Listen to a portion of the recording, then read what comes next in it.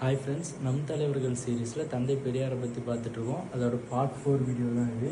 இதில் பார்த்தீங்கன்னா பெரியார் எதெல்லாம் எதிர்த்தார், எதெல்லாம் ஆதரித்தாருன்னு பார்ப்போம். அவர் எதிர்த்தவைன்னு பார்த்தீங்கன்னா இந்தி திணிப்பை எதிர்த்திருப்பார். இந்தி திணிப்புனா பார்த்தீங்கன்னா அப்போ மத்திய அரசு எல்லா மாநில அரசுகளிலும் இந்தி கட்டாயம் அப்படின்ட்டு சொல்லியிருப்பாங்க. அதை அவர் எதிர்த்திருப்பார். அப்புறம் குலக்கல்வி திட்டத்தையும் எதிர்த்திருப்பார். குலக்கல்வி திட்டம்னா அந்த பள்ளிக்கு செல்லும் போது அந்த மாணவர்கள் காலையில் படிக்கிறதும், அதாவது மதிய டைமில் அவங்க குலத்தொழிலையோ அதை செய்யணும் அப்படின்றது தான் குலக்கல்வி திட்டம். அதையும் அவர் எடுத்திருப்பார். தேவதாசி முறை அதை அவர் எதிர்த்திருப்பார். தேவனா தெய்வம், தாசினா பெண்கள், அடிமை. அதாவது பெண்கள் அடிமையாக இருப்பாங்க கோவில்களில். அது பிற்காலத்தில் அவங்க பெண்கள்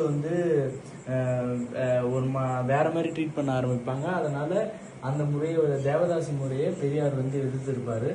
கல்லுண்ணல்லாம் அப்போ பசிக்கும் போது ரொம்ப கொடூரமான வறுமையிலும் துன்பத்திலையும் இருக்கும்போது மக்கள் கல்லையும் சாப்பிட்டு கல்லை கடிச்சுப்பாங்க. கல்லை கடிச்சுக்கிட்டாங்கன்னா அவங்களோட பசி தீர்ந்துடும். அப்படி கல்லையே கடிச்சுக்கிட்டாலும் சரி, சாதியும் மதத்தையும் விட்டு கொடுக்க மாட்டீங்களா அப்படின்ட்டு பெரியார் கேட்டிருப்பாரு. அந்த கல்லுண்ணலை அவர் எதிர்த்திருப்பாரு.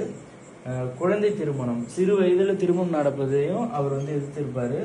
மனக்கொடை, வரதட்சணை வாங்குதல், கல்யாணத்து அப்போ வரதட்சணை வாங்குறது, அதெல்லாம் அவர் எதிர்த்திருப்பாரு. இது எல்லாமே பெரியார் எதிர்த்தவை. பெரியார் விதைத்தவை எதுன்னு பார்த்தீங்கன்னா கல்வியில் வேலை வாய்ப்பிலும் இடஒதுக்கீடு. கல்வியிலும் வேலை வாய்ப்பிலும் இடஒதுக்கீடு கொண்டு வரணுன்றத முதல்ல அதை பற்றி பேசினவர் பெரியார் தான். அப்புறம் பெண்களுக்கு கல்வியிலும் வேலை வாய்ப்பிலும் இடஒதுக்கீடு தரணும் அப்படின்ட்டு குரல் கொடுத்தவர் பெரியார். பெண்களுக்கு சொத்துல உரிமை, அதாவது ஆண்களுக்கு எப்படி உரிமையோ சொத்துல அது மாதிரி பெண்களுக்கும் உரிமை உண்டு அப்படின்ட்டு சொன்னவர் பெரியார். குடும்ப நலத்திட்டம், அதாவது குடும்ப நலத்திட்டம்னா ஒரு குடும்பம் நிலமா இருக்கிறதுக்கு நிறைய திட்டங்களை கொண்டு வந்தது பெரியார்.